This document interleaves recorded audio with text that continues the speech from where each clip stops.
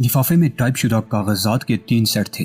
उसने एक एक सेट तीनों को दे दिया। इन्हें पढ़ लो, अब मैं ड्राइव करूंगा। इन्हें पढ़ो और हर्फ ब हर्फ ज़हन नशीन कर लो। मैं गाड़ी रोकूंगा तो कागजात तुमसे लेकर तलफ कर दूंगा। इनकी मजीद नकुल मौजूद नहीं है। हम कोई सबूत नहीं छोड़ना चाहते, लिहाजा कोई तहरीरी सबूत भी नहीं छोड़ सकते। अब सब कुछ हमारे दिमागों में महफूज रहना चाहिए। वो एक मेमोरेंडम था, उसके साथ वारदात का तफसीली तरीका कार मुंसलिक था। जे नाश्ते के लिए उन्हें एक रेस्टोरेंट में ले गया। वो एक गोशे में जा बैठे। करीब की मेजें खाली थी। वो सुकून से गुफ्तगू कर सकते थे। वेटर ऑर्डर लेकर चला गया तो सीमर कोइन ने कहा, मैं जानना चाहता हूँ कि तुमने अगवा के लिए इसी शख्स का इंतखाब क्यों किया है। कोई करोड़पति पकड़ लेते, वो इससे आसान हदफ होता। ये मुनासिब तरीन शिकार है। जे ने कहा, एक तो यहाँ सियासत मुलविस हो जाती है, दूसरे इस शख्स की अहमियत मुसल्लम है। गलत हाथों में ये शख्स बहुत मोहलक हथियार साबित हो सकता है। वो वाशिंगटन में होने वाले हर बड़े फैसले से बाखबर है। सबसे अहम बात यह है कि एशिया में CIA जो कुछ भी कर रही है वो सब जानता है। यहाँ CIA के माजी, हाल और मुस्तकबिल की कारकर्दगी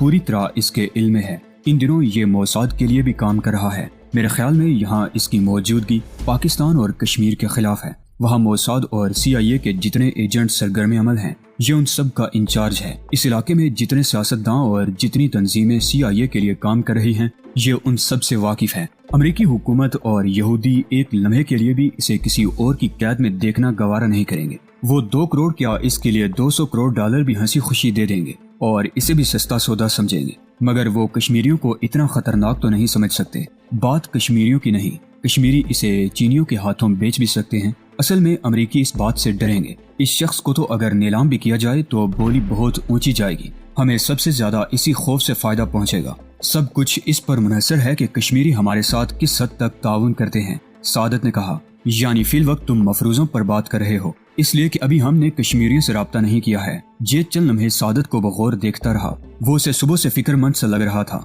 शायद वो मामले की संगीनी से खौफजदा था। सादत, अगर कोई तुम्हारे पास आए और तुम्हें बगैर हाथ पांव हिलाए $1 करोड़ पेश करे तो तुम क्या करोगे? बिल आखिर उसने कहा, जबकि वो महज लेबल पर तुम्हारा नाम इस्तेमाल करना चाहता हो, सबसे पहले तो मुझे इस पर शक होगा। सादत ने जवाब दिया, और अगर वो तुम्हें कायल कर दे कि इसमें तुम्हारा कोई नुकसान नहीं बल्कि दूसरे रुख से भी तुम्हारा फायदा ही है, तुम खुद को पूरी दुनिया में तस्लीम करा सकते हो, तब तुम क्या करोगे? ठीक है, और कश्मीरियों को ये बावर कराना तुम्हारा काम है।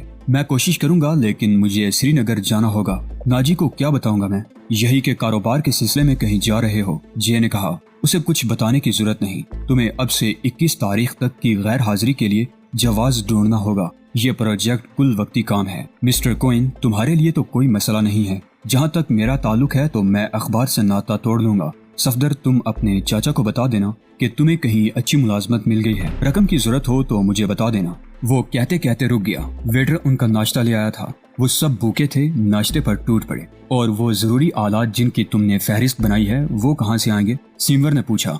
वो हम मिलकर बंदोबस्त करेंगे। ऑपरेशन वाले दिन जो गाड़ियाँ इस्तेमाल होंगी वो चुराई जाएंगी। मश्क के लिए गाड़ी किराए पर ली जाएगी। सरमायाकारी मैं कर रहा हूँ, लेकिन मेरे पास सिर्फ 60,000 रुपए हैं। फहरिस्त में एक आइटम ऐसा है जो मुझे अच्छा नहीं लगा, रिवाल्वर। सिमवर ने कहा, सिर्फ एक रिवाल्वर क्यों? और वो किसके पास रहेगा? मेरे पास। जे ने कहा, और मैं खून खराबा नहीं चाहता। मेरे मंसूबे के मुताबिक एक रिवाल्वर ही काफी है। ठीक है, लेकिन मेरे ख्याल में एहतियातन हमारे पास इससे ज्यादा असलिहा होना चाहिए। अगर डेविड कैली और उसके बॉडीगार्ड्स ने मुजाहमत की तो क्या होगा? तुम इसी मर्ज की दवा हो एडमिरल, तुम हमारी कुव्वत हो। एक बात याद रखो, मुर्दा कैली हमारे लिए बेवकत होगा। चंद मिनट खामोशी रही, फिर सादत ने कहा, जे तुम्हारे मेमोरेंडम में एक बात का तज़किरा नहीं था, कैली के आकाओं का रद्द-ए-अमल। जाहिर है वो हर कीमत पर इसे वापस लेना चाहेंगे। ये जरूरी नहीं कि वो हमारे सामने जोली फैलाएं। जानते हो वो कितने ताकतवर हैं? तुम उस इदारे से टक्कर ले रहे हो जिसका एजेंट अरबों डॉलर का होता है, जिनके वसाइल लामहदूद हैं, जिनके एजेंटों की तादाद हजारों में है। ये तो सांप को दुम से पकड़ने वाला मामला है। जे ने जवाब देने से पहले तवक्कुफ किया। सफदर और सिमर उसे बगौर देख रहे थे। जे को एहसास था कि उसे सादत को खुद पर हावी नहीं आने देना है। सादत दूसरे दोनों साथियों के मुकाबले में तेज साबित हो रहा था। CIA भी एक तरह की ब्यूरोक्रेसी है। बिल आखिर उसने कहा, वो अपनी फाइलों पर, अपने कंप्यूटर की यादाश्त पर इन्हिसार करती है। उसके साथ मसला ये होगा कि उसे हमारे बारे में मालूमात नहीं होंगी। जैसे ही कैली अगवा होगा वो उसे सियासी वारदात समझने पर मजबूर होंगे। لیکن ہمارے متعلق وہ اندھیرے میں ہوں گے۔ میرا تو کہیں کوئی ریکارڈ نہیں، سعادت بولا۔ میرا خیال ہے وہ صفدر اور سیمر کے متعلق بھی اندھیرے میں ہوں گے۔ تم اپنی بتاؤ جے، اور یہ بھی بتاؤ کہ تمہیں کیلی کے متعلق یہ معلومات کہاں سے حاصل ہوئیں۔ جے اس سوال کے لیے تیار تھا۔ کسی حد تک سچ بولنا بھی ضروری تھا۔ میں اسے اس وقت سے جانتا ہوں جب میں ایک بین الاقوامی ایجنسی کا نامہ نگار تھا۔ چند ہفتے پہلے مجھے معلوم ہوا کہ وہ ان دنوں یہاں ہے، پھر میرا آمنا سامنا اس کی بیوی سے ہو گیا۔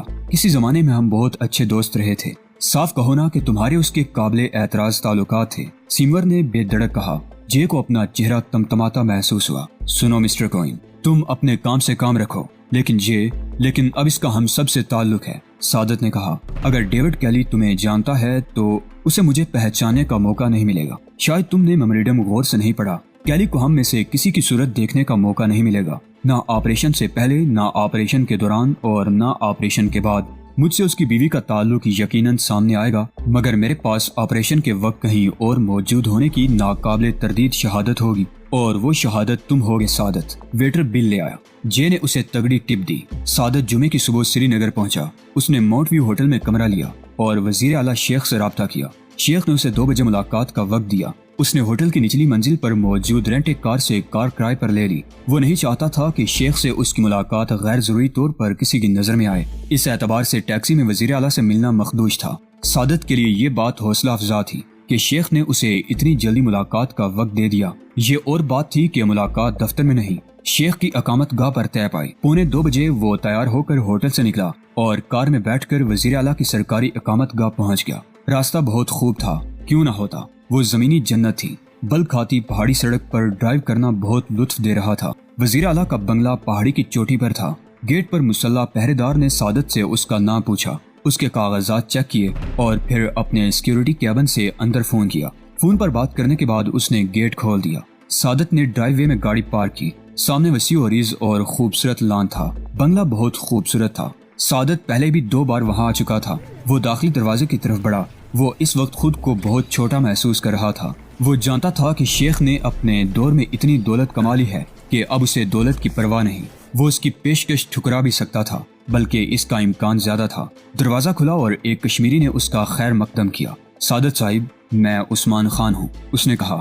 فون پر آپ کی مجھ سے بات ہوئی تھی۔ میں وزیر اعلیٰ کا پرسنل سیکرٹری ہوں۔ خوش آمدید۔ شیخ بوسکی کا کرتا اور شلوار پہنے ہوئے تھا۔ کندھوں پر کریم کلر کی کشمیری شال تھی۔ وہ سعادت کو دیکھ کر مسکرایا۔ چشمے کے پیچھے اس کی آنکھیں چمکتی نظر آ رہی تھی۔ اس نے گرم جوشی سے سعادت سے مصافحہ کیا۔ آؤ سعادت حسین، تم سے مل کر خوشی ہو رہی ہے، پرانی یادیں تازہ ہو گئی ہیں۔ وہ خوشگوار لہجے میں بولا، مجھے بھی سر۔ بمبئی کی آب و ہوا تمہیں راس آ گئی ہے، صحت بہتر ہو گئی ہے تمہاری؟ بس کچھ موٹا ہو گیا ہوں۔ ادھر بھی یہی حال ہے۔ کتنے عرصے بعد مل رہے ہیں ہم؟ 1 سال ہو گیا شاید، نہیں 2.25 سال ہو گئے۔ وقت کتنی تیزی سے گزر جاتا ہے۔ شیخ نے کہا، کیا پیو گے؟ چائے پلوا دیں؟ شیخ نے عثمان خان کو اشارہ کیا۔ وہ باہر چلا گیا۔ ذرا دیر میں بیرا چائے لے آیا۔ چائے بنا کر اس نے پیالیاں ان کے سامنے رکھی اور کمرے سے رخصت ہو گیا۔ دونوں چائے کی گھونٹ لیتے رہے۔ پھر شیخ نے پوچھا، آج کل کیا ہو رہا ہے؟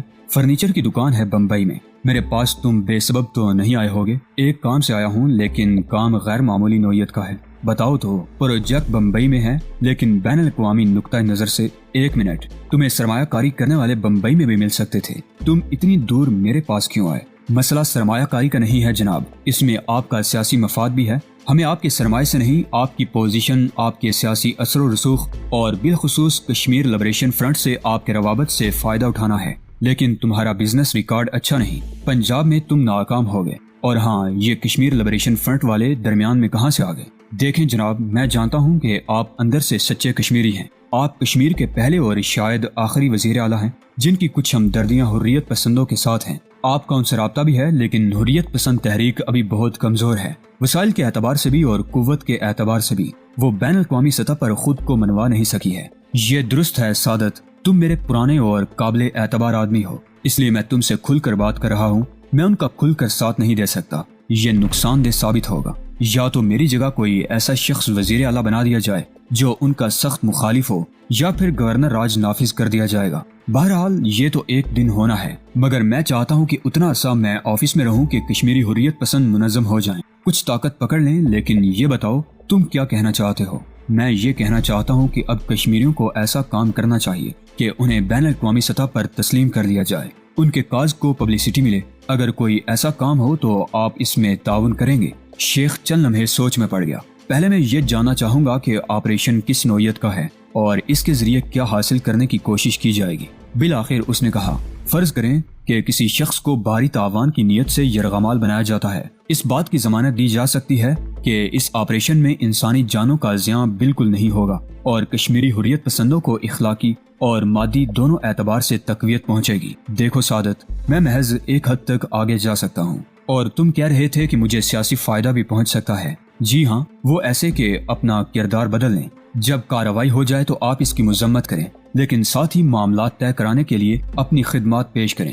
اب سوچیں، یوں یہ آپریشن آپ کے لیے شرمندگی کا باعث نہیں ہوگا، بلکہ آپ کا ایک نیا اور مختلف امیج ابھارے گا۔ آپ ایک انسانیت نواز سیاسی لیڈر کی حیثیت سے ابھریں گے، ایک ایسا لیڈر جس پر کشمیری بھی اعتبار کرتے ہیں اور مغربی دنیا بھی۔ آپ دونوں پارٹیوں کے درمیان تصفیہ کرائیں گے۔ یرغمالی کی بحفاظت واپسی کا کریڈٹ آپ کو ملے گا۔ شیخ کو آئیڈیا اچھا لگا تھا۔ وہ چھت کی طرف رخ کیے مسکرایا تھا، شاید وہ تصور میں خود کو بین الاقوامی لیڈر بنتے دیکھ رہا تھا۔ اسے دیکھ کر سعادت کے جسم میں سنسنی دوڑنے لگی۔ جے کی بات درست ثابت ہو رہی تھی، شیخ ہی ان کا مطلوبہ آدمی تھا۔ شیخ اپنے خیالات کے بمر سے نکلا اور سعادت کی طرف متوجہ ہوا۔ لوگ میرے پاس عجیب عجیب سکیمیں لے کر آتے ہیں، لیکن ایسی سکیم میں نے آج تک نہیں سنی۔ تم نے یہ نہیں بتایا کہ تمہارا اور تمہارے ساتھیوں کا کیا رول ہوگا۔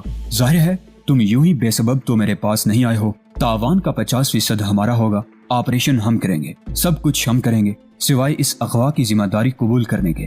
باقی 50% آپ جانے اور کشمیری جانے۔ اور یرغمال کسے بناؤ گے؟ یہ تو میرا ترپ کا پتہ ہے جناب۔ جب آپ سے اور لبریشن فرنٹ والوں سے ہمارا باقاعدہ معاہدہ ہو جائے گا تب میں اس کا نام ظاہر کروں گا۔ بہرحال تاوان کی رقم 2 کروڑ امریکی ڈالر ہوگی اور ہم آئندہ پیر کو اسے اغوا کریں گے۔ سعادت، تم مجھے حیران کیے دے رہے ہو۔ آپ کا کیا خیال ہے؟ سوچنا پڑے گا۔ اور چائے پیو گے؟ شیخ نے کہا اور اس کے جواب کا انتظار کے بغیر ایک بٹن دبا دیا۔ عثمان نمودار ہوا تو سعادت کو احساس ہوا کہ وہ اس کمرے کے ایک علیحدہ گوشے میں تھا اور تمام گفتگو سن رہا تھا۔ سعادت نے شکایتی نظروں سے شیخ کو دیکھا۔ شیخ نے عثمان کو چائے لانے کو کہا اور سعادت کی طرف متوجہ ہو گیا۔ تم عثمان کی فکر نہ کرو، وہ میرا معتمد خاص ہے۔ میرے اور لبریشن کے درمیان رابطے کا کام بھی یہی کرتا ہے، اس لحاظ سے یہ غیر متعلق آدمی بھی نہیں، لیکن میں تھرڈ پارٹی ڈیلنگ نہیں چاہتا، اس کی ضرورت بھی نہیں۔ لبریشن فرنٹ کے ملٹری ونگ کا سربراہ مصطفیٰ ہے، تمہیں اس سے ملوا دیا جائے گا، عثمان تمہیں اس تک پہنچا دے گا۔ اچھا، اب مجھ سے ذرا تفصیلی گفتگو کرو۔ اتنی دیر میں عثمان خان چائے لے آیا۔ اس روز جے نے مسٹر سو کو اپنے فیصلے سے آگاہ کر دیا کہ وہ فوری طور پر ملازمت چھوڑ رہا ہے۔ 20 منٹ بعد اسے 60,000 کا چیک مل گیا۔ جلدی کرنے کا ایک سبب تو یہ تھا کہ اب اسے پروجیکٹ ٹی کو پورا وقت دینا تھا۔ اس کے علاوہ پیسوں کی ضرورت بھی تھی۔ جہاں دی اسٹار کا اکاؤنٹ تھا اسی بینک میں اس کا اپنا اکاؤنٹ بھی تھا، لہٰذا اس کا چیک فوراً ہی کلیئر ہو گیا۔ اس نے فوری طور پر 25,000 روپے نکلوائے اور چور بازار کی طرف چل دیا۔ اس کا رخ ایک مخصوص دکان کی طرف تھا۔ بظاہر تو وہاں کاٹ کباڑ پڑا تھا، وہاں second hand radio, T V اور ان کے پرزے ملتے تھے۔ گزشتہ روز اس نے وہاں اپنے مطلب کی چیز دیکھی تھی۔ دکاندار سے اس کا تعارف صفدر نے کرایا تھا۔ وہ صفدر کے ساتھ جیل میں رہا تھا۔ اسے چوری کی اشیاء خریدنے کے جرم میں سزا ہوئی تھی۔ صفدر نے کہا تھا کہ وہ قابل اعتماد آدمی ہے، اس سے رازداری کی امید پر کچھ بھی خریدا جا سکتا ہے۔ دکاندار نے گرم جوشی سے اس کا خیر مقدم کیا۔ وہ اسے عقبی حصے میں لے گیا جو ورکشاپ کے طور پر استعمال ہوتا تھا۔ وہاں جے کو اپنے مطلب کی چیز رکھی نظر آئی۔ وہ بالکل نیا pocket phone walkie talkie system تھا۔ اس کے ساتھ 20 یونٹ اور 3 ٹرانسیور بھی تھے۔ یہ تو بڑی زبردست چیز لگتی ہے، جے نے مسکراتے ہوئے کہا۔ کام بھی زبردست کرتا ہے، دکاندار نے کہا۔ جتنا اونچا ایریل ہوگا اتنی ہی رینج زیادہ ہوگی۔ جے 20 منٹ تک دکاندار سے اسے نصب کرنے کا طریقہ پوچھتا رہا۔ پھر اس نے پوچھا، یہ تمہیں کہاں سے مل گیا؟ تعلقات ہوں تو سب کچھ مل جاتا ہے، ویسے یہ صرف پولیس اور ایسے ہی اداروں کے استعمال کی چیز ہے۔ آپ اسے ہر روز تھوڑی دیر کے لیے استعمال کریں تو کوئی گڑبڑ نہیں ہوگی، ورنہ اس کی فریکوینسی معلوم کرنے کے بعد پولیس پیچھے لگ جائے گی۔ ٹھیک ہے۔ جے نے دکاندار کو 15,000 روپے دیے اور سیٹ لے کر نکل آیا۔ سیٹ بہت بھاری تھا۔ اس نے جلدی سے ایک ٹیکسی روکی۔ اپنے فلیٹ پہنچ کر اس نے سیٹ ڈرائنگ روم میں رکھا اور دروازہ مکفل کر کے باہر آ گیا۔ اس کا رخ اوپر جانے والے زینوں کی طرف تھا۔ 8ویں منزل پر سٹیل کا زینہ تھا جو چھت کی طرف جاتا تھا۔ عمارت کے مالک نے اپنی آمدنی بڑھانے کے لیے چھت پر 2 چوبی کیبن بنا کر کرائے پر اٹھا دیے تھے، مگر 2 ہفتے پہلے ہاؤسنگ اتھارٹی والوں نے اسے غیر قانونی قرار دیتے ہوئے کیبن خالی کرا لیے تھے۔ دونوں کیبن اب بھی موجود تھے مگر ان میں کوئی رہنے والا نہیں تھا۔ اب وہاں نہ پانی تھا نہ بجلی، اب وہ متروک مقام تھا اور ریڈیو کے ایریل کے لیے نہایت مناسب جگہ تھی۔